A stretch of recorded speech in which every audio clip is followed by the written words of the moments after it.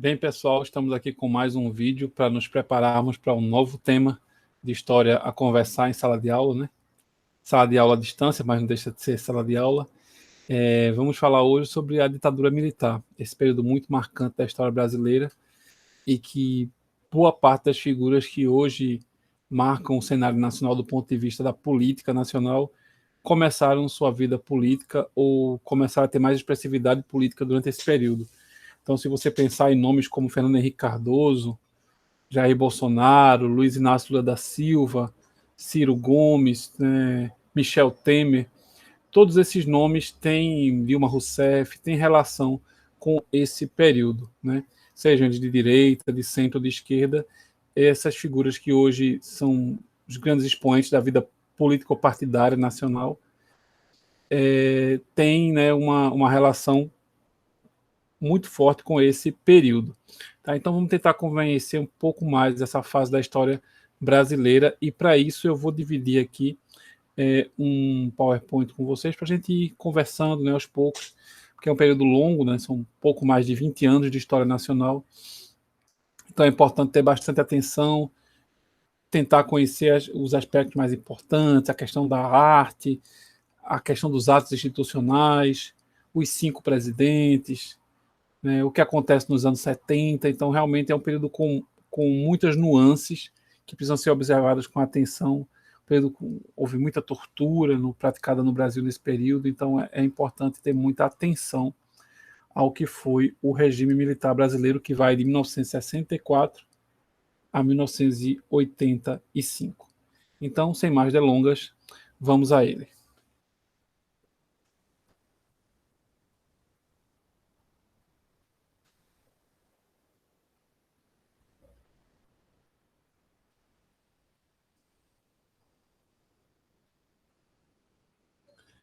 Para começarmos a falar da ditadura militar, eu gosto de lembrar que esse monumento, que foi o primeiro monumento construído no Brasil pós-regime militar para criticar a questão da tortura, que, mais uma vez, foi muito frequente durante esse período, né, nos chamados porões da ditadura, né, em que muitas pessoas foram torturadas para repassar informações aos militares.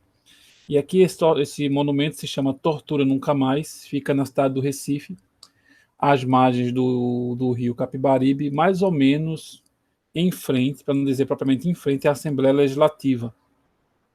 Então, se você estiver na cidade do Recife, no centro da cidade, você procura a Rua da Aurora, né, que fica numa das margens do rio Capibaribe, e aí você segue em direção à Assembleia Legislativa. Em frente à Assembleia você vai encontrar esse monumento, é um monumento grande, deve ter aí uns 4 metros, eu acho, de altura, por 2,5 de largura. E tem no centro dele tem uma pessoa, né, sexo masculino, um homem em posição de muito sofrimento, faz lembrar um pouco o pau de arara, né, que é aquela madeira que você cruza os braços e as pernas e ela passa entre seus braços e pernas e você fica amarrado para espancamento, né?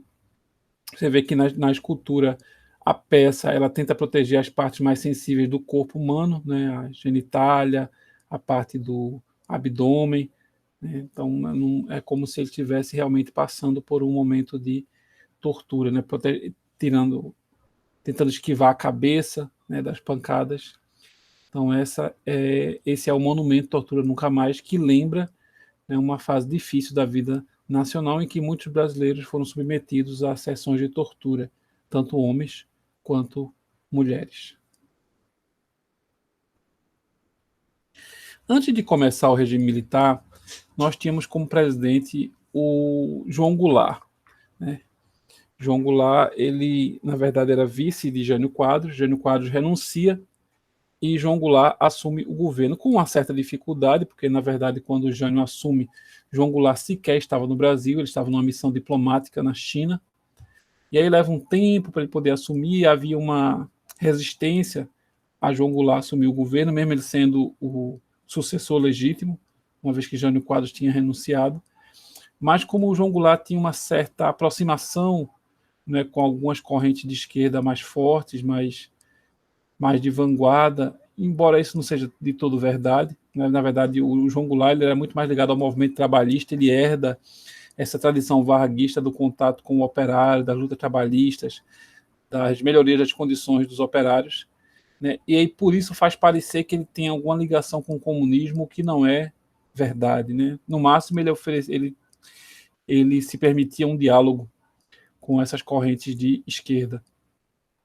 Mas como qualquer proximidade com corrente de esquerda já é um sinal negativo para grupos de direita mais assertivos, então foi feito o possível para que João Goulart não assumisse o governo.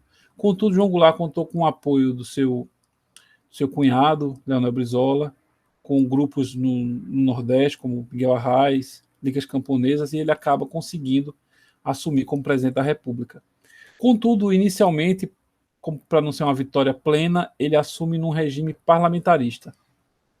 Então ele não tinha todo o poder. Na verdade, quem tinha mais poder na regência do país, né, no governo do país, era Tancredo Neves, aquele mineiro que mais na frente vai se candidatar a presidente da República, vai vencer, mas virá a falecer antes de assumir o governo. Então, nesse momento, quem tinha um grande poder sobre o Brasil era Tancredo Neves, talvez muito mais até do que João Goulart.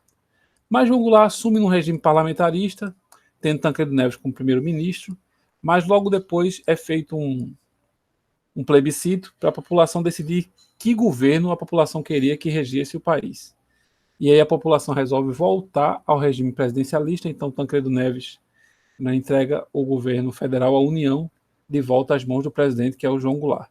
Mas o mal-estar já estava muito acentuado, né? Ficou difícil para João Goulart conseguir manter-se na gestão, embora ele estivesse implementando reformas importantes no Brasil, reforma tributária, reforma agrária, reforma na educação, criou a Sudene, né, tem o apoio de um economista importante na época, o Celso Furtado. A Sudene seria um órgão que faria estudos sobre o Nordeste, também a Sudan. A Sudene ia fazer estudos sobre o Nordeste visando trazer melhorias para a região nordestina. Tamanho descompasso que havia entre o desenvolvimento do Sudeste e o subdesenvolvimento forte do Nordeste. A Sudene, né, se manteve. Foi criado também a Sudan, que fazia algo semelhante mais no norte do país, né, buscando desenvolvimento do norte, um desenvolvimento mais coligado com as demandas populacionais do momento, né. Ainda não se falava tanto dessa questão ambiental, ainda não era muito forte, mas mesmo a Sudan já tinha já vislumbrava um pouco esse caminho a trilhar, né. As reformas sociais também foram fortes no governo de João Goulart, e diante dessa tendência, desse perfil mais, digamos assim, progressista do governo Goulart, a 31 de março de 1964, o governo é desfeito, é destituído pelos militares em um golpe, entre o dia 31 de março e 1º de abril, e João Goulart foge do país.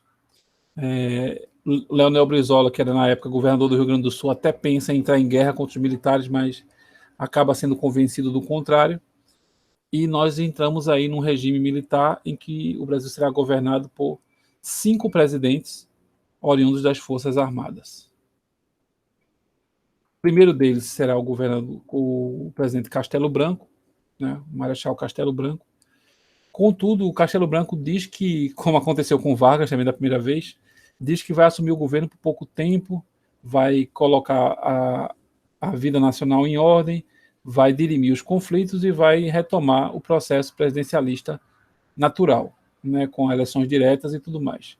Contudo, isso não acontece. Ainda no governo Castelo Branco, a gente vai ter um apoio forte da população ao regime militar, na Marcha da Família com Deus pela Liberdade. Nessa marcha participaram muitas famílias, intelectuais, né, pessoas que hoje, inclusive, têm um perfil muito forte ligado à esquerda, participaram desse movimento, porque o mundo vivia um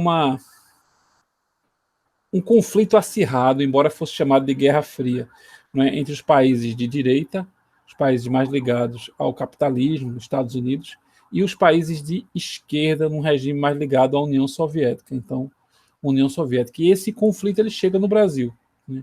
João Goulart, obviamente, muito mais tendente a um perfil um pouco soviético, E isso faz com que os militares, né, deponham João Goulart e tentem dar essa guinada do Brasil para o regime capitalista sobre o resguardo, sobre a proteção dos Estados Unidos. O Castelo Branco ele vai criar uma nova Constituição para o Brasil, que será a Constituição de 1967. Vai criar o Serviço Nacional de Inteligência, que vai começar a fazer investigações para saber se há comunistas no Brasil, onde eles estão, como é que eles operam, se há os jornais ilegais, esse tipo de coisa. O Brasil vai entrar no regime bipartidarista, então vamos ter apenas 2 partidos no Brasil, vários partidos, PC, partidão, né, o Partido Comunista do Brasil vai ser posto na ilegalidade. Vamos ter só a Arena, a Aliança Renovadora Nacional, e o MDB, o Movimento Democrático Brasileiro. Só esses 2 partidos vão poder oferecer candidaturas a deputados, senadores, prefeitos, governadores. Lembrando que o presidente não era eleito pela população, né? A eleição era indireta. E começam aí os atos institucionais, além dessa nova Constituição, que eles vão ditar muito a marca do que vai ser o regime militar. Um ato institucional é uma espécie de lei promulgada pelo presidente sem consultar deputados e senadores. Tá? Então, essas leis que vão progredindo continuamente, elas vão trazendo dificuldades para a vida brasileira, né? Até a chegada do famoso ato institucional número 5. Esse vai ser o mais representativo de todos. Você vê aqui na marcha, aqui na foto, abaixo à esquerda, né? Na marcha da família com Deus pela liberdade, um cartaz de 2 senhoras, né? Levantando uma faixa que diz: o Brasil não será uma nova Cuba. Então você vê aí o desejo de que o Brasil não se aproxime dos países ou dos movimentos de esquerda que de certa forma, estavam se propagando pelo mundo todo. Né? A gente tem um movimento forte de esquerda na França, chamado Maio de 68. A gente tem a Revolução Cubana, né? A União Soviética, todo o leste europeu. Então há realmente muitos movimentos de esquerda pelo mundo e os brasileiros, boa parte deles, né, tentam evitar essa possível guinada à esquerda. Alberto da Costa e Silva é o segundo presidente, será o segundo presidente, que não vai conseguir finalizar o seu mandato, mas no mandato de Costa e Silva nós vamos ter ainda o ato institucional número 5, de 13 de dezembro, uma sexta-feira 13. Esse ato número 5 ele vai fechar o Congresso, ele vai dar um maior poder de ação aos militares, ele vai tirar algumas garantias, como o habeas corpus, a inviolabilidade do lar. Então, ele vai dar mais força aos militares, que vão começar a fazer uma repressão mais forte contra a sociedade civil. E aí, em contrapartida, né, contra os militares, é feita uma marcha no Rio de Janeiro chamada Marcha dos 100 Mil, que vai reunir agora as pessoas de esquerda, muita gente de esquerda contra o regime vai participar dessa marcha. Então vamos ter aí Paulo Trão, um ator famoso, Caetano Gilberto Gil, Chico Buarque, Marita Severo. Então muitas pessoas vão participar dessa marcha dos 100 mil. E na esteira dessa marcha nós vamos ter alguns festivais importantes, como o Festival da Canção. É um momento que a televisão está surgindo nas casas brasileiras, as pessoas estão começando a ver os artistas, porque geralmente, por exemplo, cantor era alguém que você só conhecia pelo rádio ou por ver capa de disco. Agora vocês vão começar a ver os cantores na televisão. Né? A televisão vai começar a ser um fenômeno muito importante durante o regime militar. E na televisão, especificamente numa TV chamada TV Tupi e depois na TV Record, teremos esses festivais da canção. Vários artistas vão se apresentar e concorrer para a melhor música do ano. E aí você vai ter Roberto Carlos, Erasmo Carlos, Sérgio Ricardo, Caetano, Gil, Edu Lobo, muita gente, e um pouco mais na frente você já vai a figura do Gonzaguinha, Ivan Lins, muita gente participando do Festival da Canção. Gal Costa, Maria Bethânia, esses cantores que nós conhecemos melhor hoje, começaram um pouco sua carreira nessa fase. Teremos ainda, por fim, no governo Costa e Silva, um movimento forte no cinema nacional, que ficou chamado de Cinema Novo, que envolveu alguns diretores importantes, como Glauber Rocha, Cacá Diegues. Então temos uma produção de cinema importante Terra em Transe é um filme muito importante desse período, Deus e o Diabo na Terra do Sol, Rio 40 Graus, Nelson Pereira dos Santos, Bye Bye Brasil, de Cacá Diegues. Vamos ter vários filmes importantes, marcantes, de uma nova guinada do cinema nacional, mas também essa é uma guinada mais de esquerda, mais de protesto, né? Mais de vanguarda nesse período. Depois do governo Costa, vamos ter o governo do presidente Médici, Emílio Médici, de 69 até 74. É um governo, digamos assim, do auge, eu diria do auge da ditadura militar, porque é o período no qual o Brasil cresce mais, né? O Brasil consegue crescer a 2 dígitos, né? O PIB brasileiro sobe muito. É uma época que o Brasil consegue ganhar uma terceira Copa do Mundo, o tricampeonato no México. Você tem aqui uma imagem aqui em cima, à direita do Pelé, dando aquele salto, né? Após um gol. Temos aqui a seleção, né? Do tricampeonato no México. Aqui o presidente, né, elevando aqui a taça. E começa a campanha do Brasil, ame-o, né, beije o Brasil, ou deixe-o, ou vá embora. Né, porque como houve aqui um auge econômico forte do Brasil, chamado milagre econômico, né, muito promovido pela influência de um ministro importante, que foi o ministro Delfim Neto. E o Brasil cresceu muito, surgem as grandes hidrelétricas, né, algumas fábricas vêm se instalar no Brasil. Então, é um período muito próspero para a economia nacional. Né, o presidente consegue índices altíssimos de aceitação, de confiança da população, mas aí também acontece período de repressão muito forte nesse período. Vamos ter a guerrilha do Araguaia, que eu vou falar um pouco mais à frente. Começamos as guerrilhas urbanas, as grandes, especialmente nas capitais como Recife, Rio, Belo Horizonte. Vamos falar um pouquinho mais dessas guerrilhas. Tá? Mas é realmente o período em que o presidente vivia sua melhor fase do ponto de vista do crescimento econômico nacional. Coincidindo com isso, como eu digo, vamos ter a luta armada, tanto no campo quanto na cidade, e o que eu chamaria aqui de luta artística. Né? O governo, por sua vez, ele cria a lei de imprensa, que vai estipular uma censura aos jornais. Então, os jornais começam a ter representantes do governo em cada jornal no país inteiro. Antes de uma matéria ser impressa no jornal, o censor tinha que ler, e esse censor ia dizer se a matéria podia ser veiculada ou não, se cortaria algum parágrafo, cortaria alguma palavra, se ia mandar reescrever. Então, a censura é muito forte nesse período.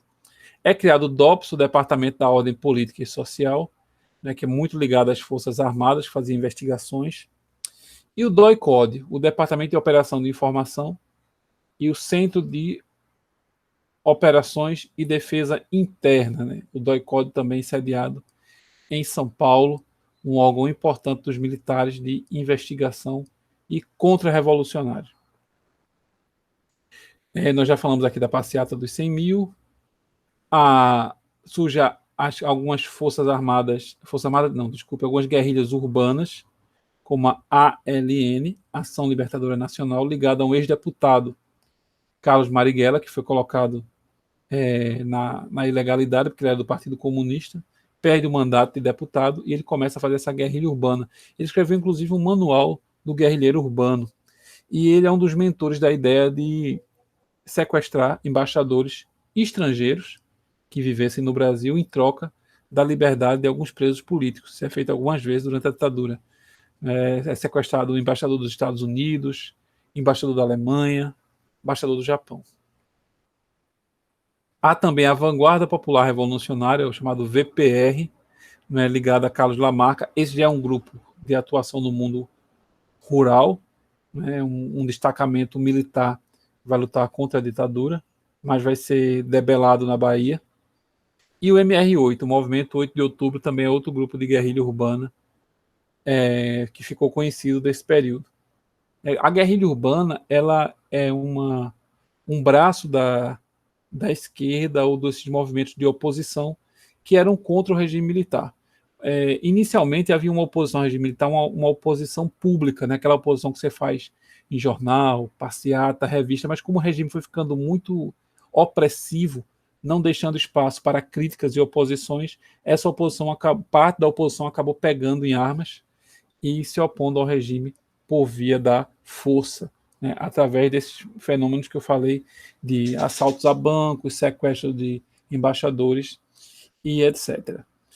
Mas ainda alguns grupos ainda vão tentar manter uma oposição, digamos, legal ao regime militar. E essa oposição vem muito pela parte dos artistas. Então você tem a oposição na música, o teatro de arena, o teatro de oficina, com Augusto Boal, no teatro de oficina, o Zé Celso Martinez Corrêa, também é uma figura muito importante desse período.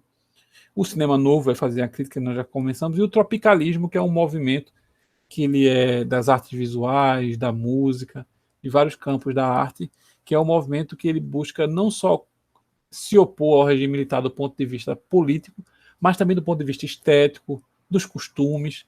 Né? É um movimento que está em sintonia com muitas coisas que está acontecendo no mundo e que ele parece uma revisão do que foi a Semana de Arte Moderna de 22, que é você absorver as características artísticas do mundo e transformar isso no Brasil em uma coisa nacional.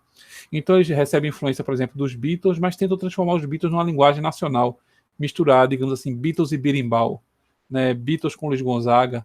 Então eles tentam fazer essas miscigenações culturais e criar algo novo na cultura brasileira, e realmente o fizeram. Aqui a gente tem um mapa do interior do Brasil, logo à esquerda, acima, numa região aqui entre o norte do Tocantins e o sul do Pará. Né? Aqui você tem o rio Araguaia, e foi montado aqui um grupo de treinamento militar para se opor à ditadura. Esse grupo ficou conhecido como Guerrilha do Araguaia, porque eles treinavam aqui às margens, né? As margens não, mas na região marcada pelo rio Araguaia. Essa guerrilha ela foi descoberta pelo regime militar, então foi mandado para cá vários destacamentos de paraquedistas que conseguiram encontrar os guerrilheiros, e até hoje a gente tem poucas notícias do que foi feito, do que houve, do que ocorreu nessa investida dos militares contra a guerrilha do Araguaia. Né? O que a gente sabe é que boa parte dos guerrilheiros foram mortos, mas não exatamente como ou onde estão enterrados. Até hoje as famílias reivindicam, né, onde estariam esses guerrilheiros, onde eles teriam sido enterrados.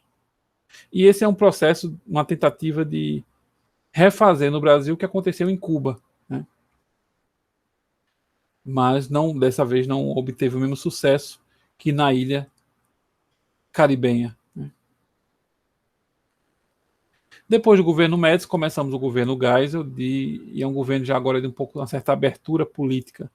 Né? Muita gente que saiu do Brasil com medo de ser preso, de ser torturado, agora começa a voltar, porque no finalzinho do governo Geisel vamos ter uma lei de anistia em 79, que vai perdoar todos os crimes cometidos contra o regime militar. Isso vai permitir a volta de muita gente. Miguel Arraes volta para o Brasil, Caetano e Gilberto Gil voltam para o Brasil, Herbert de Souza Betinho volta para o Brasil. Então, vários grupos de esquerda, Fernando Henrique Cardoso volta a morar no Brasil. Então, vários grupos começam a retornar para o Brasil. Nessa fase também é construída a Ponte Rio-Niterói, uma grande obra arquitetônica lá no estado do Rio de Janeiro. Construída, mas não finalizada, a Transamazônica, que nunca foi finalizada, é bom que se diga. É instituído o estado do Mato Grosso do Sul, e começa um processo lento e paulatino de reabertura política. Então havia uma tentativa de fazer com que aos poucos a ditadura fosse encerrando, mas esse aos poucos foi muito poucos mesmo, porque fim do governo Geisel nós ainda tivemos um último governo militar. O governo Geisel está muito marcado também, o final desse governo, por uma crise de petróleo no mundo inteiro. A Arábia Saudita, em conflito com Israel, acaba elevando o preço do petróleo, e esse aumento excessivo do petróleo no mundo vai impactar fortemente no Brasil, vai gerar uma inflação muito grande, e o governo vai perder, digamos assim, aquele milagre brasileiro do início dos anos 70, com o governo Médici. Né? Então, vai ser uma crise muito grande, muito desemprego, vai ser um período muito difícil da vida nacional, marcado por essa crise do petróleo que vai acompanhar os anos 80, chamada década perdida brasileira, vai ser acompanhada por essa crise, pelos resultados dessa crise do petróleo. Ainda no governo Geisel, surge a figura dos senadores biônicos, que são senadores não eleitos pela população, né, indicados pelo governo, para tentar fazer com que o governo conseguisse sempre implementar as suas reformas, as suas políticas, os seus desejos. Por fim, nós temos o governo Figueiredo, né, já marcado aí pela lei da anistia, a foto aí do Miguel Arraes, o fim do bipartidarismo, então voltam a surgir novos partidos, aos poucos vão sendo criados os partidos que nós conhecemos hoje, como o PT, PMDB, que é o antigo MDB, depois o PSDB, que vai sair, né, do PMDB, a Arena, que vai virar PFL, que hoje é o DEM. Então, vários partidos vão começando a aparecer na vida nacional. Vamos ter a campanha pelas diretas já, né, no intuito de que o Brasil pudesse ter eleições diretas, o povo pudesse eleger o seu presidente. A campanha é muito forte, mas não vai chegar a um resultado esperado, porque nós ainda, na primeira eleição, não vamos poder eleger, né, o presidente da República. A eleição ainda será indireta. Mas a campanha será muito forte, vai mobilizar o país inteiro. Você vai ter a figura do Ulisses Guimarães, Tancredo Neves, Mário Covas, então muitas figuras importantes da vida política nacional encampando essa campanha das diretas já. Nessa época também a gente vai ter o surgimento logo depois, no governo Figueiredo, o lançamento do livro Brasil Nunca Mais, que é um livro de relatos do que ocorreu durante a ditadura, né? Relatos difíceis, de tortura, muito especialmente as torturas ocorridas durante o regime, para que a população brasileira não esqueça o que aconteceu e o que aconteceu não volte a acontecer. Realmente foi um período muito difícil da vida nacional, especialmente para quem era contra o regime militar. Bem, com isso a gente está se encaminhando aqui para encerrar. Eu quero dizer que é importante a gente conhecer bem o regime militar, formar nossas próprias opiniões, porque muito da vida nacional brasileira está muito marcada por esse regime.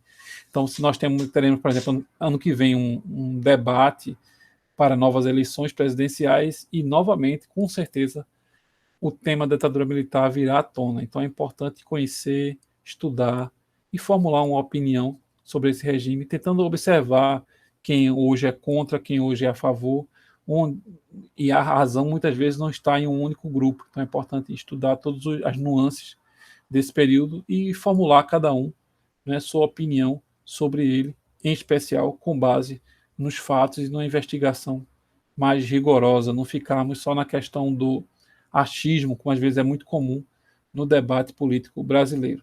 Tá? Um abraço a todos e vamos em frente.